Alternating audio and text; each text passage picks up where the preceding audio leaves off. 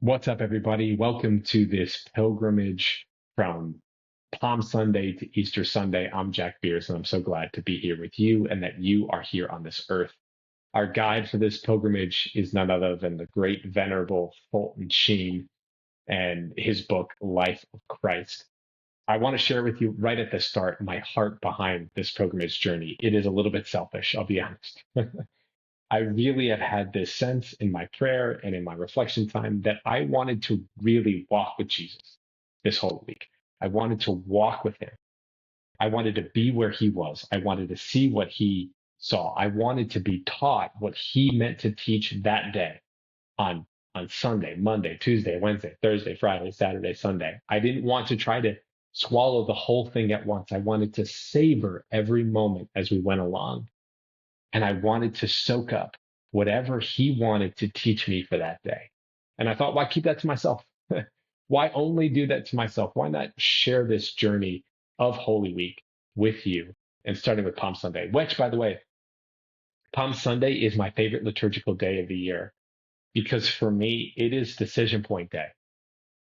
And on April 1st, 2012, Palm Sunday, I made the decision to give my whole life, to surrender my whole life to Jesus. Now, I've been trying to live up to that surrender every day since, but Palm Sunday was the day. And it's no coincidence because Palm Sunday was a decision point for me. It was choosing day for me. And, and it's the start of real choosing time for the entire world. It was the day that the decision point was formally delivered to all of humanity who has ever heard the message of Jesus. Everybody since Palm Sunday has been given this decision point. And so, what we're really going to talk about today, thanks to Fulton Sheen, as he breaks down Jesus' entrance into Jerusalem, is the nature of our choice. What are we being asked to choose and reflect upon with Jesus' entrance into Jerusalem on Palm Sunday? And Fulton Sheen gives us 3 points to consider. And so we're just going to dive right into them. So Jesus, right off the bat, Jesus tells his apostles to go and get a donkey for him to triumphantly ride into Jerusalem on. This was to fulfill the prophecy. And so Jesus says this: if anyone asks why you're untying it, the donkey, say, our master has need of it. Our master has need of it. And Fulton Sheen says, there's been no greater paradox ever written than this. On the one hand, you have the sovereignty of the Lord, his power, his strength, his freedom. Like he doesn't need anything. And on the other hand, you have his need, this combination of divinity and dependence. Jesus chooses to give us the power to collaborate with him. He gives us the ability and the freedom to choose whether we follow him or whether we follow the world. And so it's this very amazing, strange, difficult gift that we're given. The master has need of you. And he puts it up to you to decide whether or not you're going to follow him or you're going to follow the world. So this first point that Fulton Sheen makes is, as paradoxical as it is, as crazy as it sounds, the master has need of you. Amazing. The second thing that Fulton Sheen says is, this is the first time that Jesus hasn't rejected the false enthusiasm of the people. This is the first time he didn't flee the spotlight of publicity. This is the first time he allowed or savored any form of formal display of adulation, affection, really hailing him as king. This is the first time he accepted. Every other instance, Jesus slipped away, or he specifically told people, don't tell anyone what you've just seen. Don't tell anyone what you've just experienced. But this time he doesn't do it.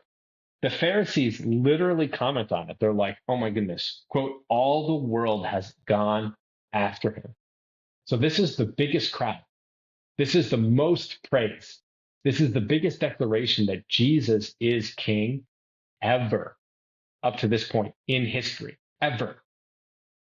And so it was in opposition to his usual manner. That's what Fulton Sheen says. Opposition to his usual manner. Because every other time he would, quote, dampen their enthusiasms. Now he kindles it. Why? Why is he doing that? Because his hour had come.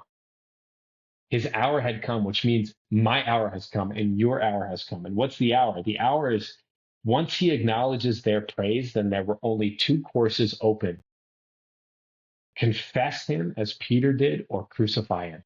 Those are the options. So this is Jesus like putting his chips at the center of the table. This is Jesus saying, okay, these are your options. These are your options now. I've clarified your options. I told you that you have a choice. I have need of your choice. This is a collaboration. And now I'm clarifying the choice. I'm either king and savior of the world. Either you accept me as I am on my terms, or you don't, or you go find some other king, or you go find someone else or some other thing to go worship. You have a choice, and this is your choice. And he makes it clear. Either you confess me as Messiah or you crucify me. Those are your two options. And then this is the third point that Fulton Sheen makes about this being a decision point and a decision day. At the end of the triumphal entry into Jerusalem, Luke 19:41 and 42, at the sight of the city, at the sight of all the people, he wept over it and said, if only you had known on this great day the way that leads to peace, but no, it is hidden from your sight. If only you had known what I'm about to do. I'm going to go get crucified by you, and I'm going to lay my life down. This is the path to peace. And we'll talk more about that as the week goes on. But Jesus weeps over it. And so Fulton Sheen's like, why? Why is Jesus weeping? And Jesus is weeping because of the reality of the choice. His tears over the city showed him as the Lord of history, giving humanity grace and yet never destroying their freedom to reject that grace. But in disobeying his will, men destroy themselves. In stabbing him, it is their own hearts they slay. So we have a choice, and the choice is clear. He is either a liar, and I should go find some other God to worship, or he is the one. He is the one. He is the one to worship. He is the one to praise. He is the one to follow. He is the one to give your whole entire life to. And Jesus weeps because he knows that there are people who will choose someone other than him, and it breaks his heart. So I want to invite you here on Palm Sunday to reflect on all this. But in particular, I want to give you an invitation, just as Jesus invites us to use our freedom to follow him. He doesn't impose it upon us. I want to invite you to possibly reflect on one of two things. Either reflect on your beginning. Reflect on the first time you said yes to Jesus, the first time that you decided to give your life to him. Reflect on that. It's helpful in any relationship to remember the enthusiasm of the start to replenish you in the present. The other way that you can reflect on this is think about your own life. Think about the parts of yourself that have said yes and given your life to Jesus. And then try and reflect, maybe do an examination of conscience on what you're still holding back from him. What part of you still needs to choose whether Jesus is the Messiah and you're going to follow him, or you're going to continue to follow someone else or something else. Those are my two invitations for reflection. Happy Palm Sunday, everybody. I hope it is a wonderful blessing for you. I hope that it becomes a decision point for you and that you use your freedom to choose Jesus in everything and in all things, now and forever. May God bless you, and may you remember you were made to do hard things. See you tomorrow.